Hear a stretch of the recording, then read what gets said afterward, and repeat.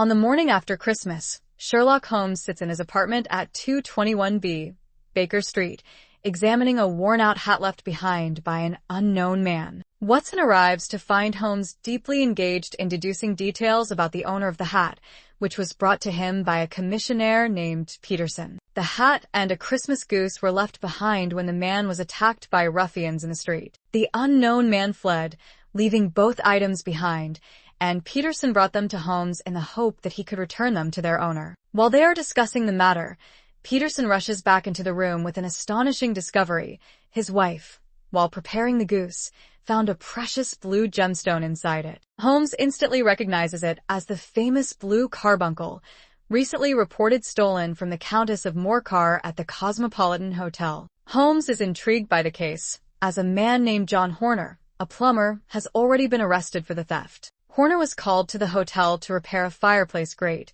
and soon after, the Countess discovered that her valuable gem was missing. A chambermaid named Catherine Cusack testified that she had seen Horner near the jewel case, leading to his immediate arrest. However, Holmes is skeptical about the simplicity of the case and decides to trace the gem's journey from the goose back to its original source. His first step is to identify the man who lost the hat and the goose. Holmes places an advertisement in the evening paper, hoping the rightful owner will come forward. That evening, a man named Henry Baker arrives to claim his lost belongings. Through careful conversation, Holmes deduces that Baker is not involved in the crime and had no knowledge of the gem hidden inside the bird. Baker explains that he had received the goose from the Alpha Inn, a public house he regularly visits. With Baker eliminated as a suspect, Holmes and Watson continue their investigation by visiting the Alpha Inn. At the pub, the landlord directs them to a poultry dealer named Breckenridge, who had supplied the geese. When Holmes questions Breckenridge,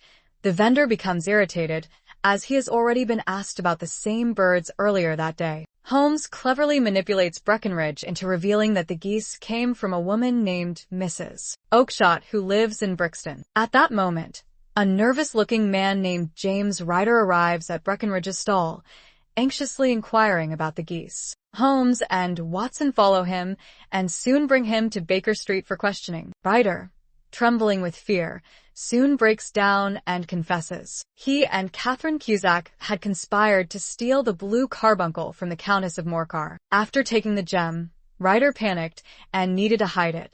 He recalled that his sister, Mrs. Oakshott, raised geese, and he decided to hide the gem inside the throat of one particular bird, intending to retrieve it later. However, due to a mix-up, the goose containing the jewel was sold, sending Ryder into a state of desperation as he tried to track it down. Faced with Ryder's pathetic state, Holmes makes an unusual decision. Rather than handing him over to the police, he allows him to go free, reasoning that prison would only turn him into a hardened criminal. Holmes argues that justice has already taken its course, as John Horner, though falsely accused, will likely be released when the real culprit disappears. He sees no benefit in adding to the world's suffering and believes that Ryder's terror and guilt are punishment enough. With that, Holmes dismisses the man and closes the case. This story showcases Holmes' keen deductive abilities as he unravels the mystery through small observations and logical reasoning. His decision to let Ryder go highlights his moral complexity,